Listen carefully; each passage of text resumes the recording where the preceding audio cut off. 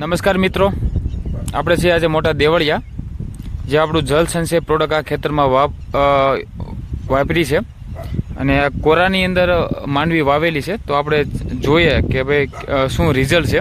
તમે જોઈ શકો છો કે આ ઓલરેડી બધી મગફળી ઉગી ગયેલી છે. તમને આખા કેરાની અંદર બધી મગફળી દેખાય છે.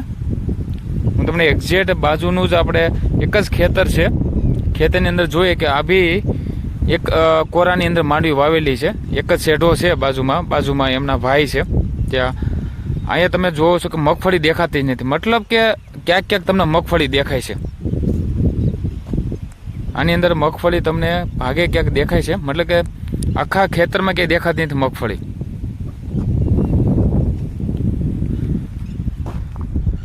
જે તમે આ જોઈ શકો છો કે જ્યાં જળ સંચયનું કેટલું શાનદાર જબરજસ્ત રિઝલ્ટ મળેલું છે,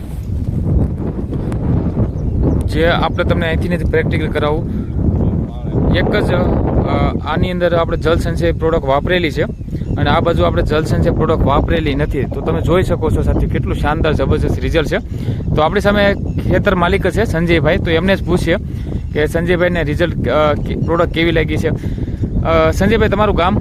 મોટા દેવળિયા. મોટા દેવળિયા. સંજયભાઈ, તમને આ જલ સંચય વાપરવાથી કેટલો બેનિફિટ લાગે છે? બહુ સારું છે. જલ સંચય વાપર્યું છે આપણે 5 વીઘામાં 10 કિલો. 5 વીઘામાં 10 કિલો? હા. અમારા કાકાએ નથી વાપર્યું, એણે કોરામાં માંડી વાવી હતી મારી હારે, અને મેં કોરામાં જ વાવેલી છે. ઓકે. આપણે રેડી કમ્પ્લેટ દાણે દાણો નીકળી ગયો છે. અને આપણા ખેતરમાં વરસાદમાં વાડીએ જતો હું, અને આપણા ખેતરમાં ક્યાંય પાણી નથી દેખાણું. 2 કલાક વરસાદ વિરવંતો અને પડખે પાણી હાલીને ઠેઠ પસાટે વહી ગયું હતું હારો હાર. અમારામાં ક્યાંય પાણી નથી દેખાણું.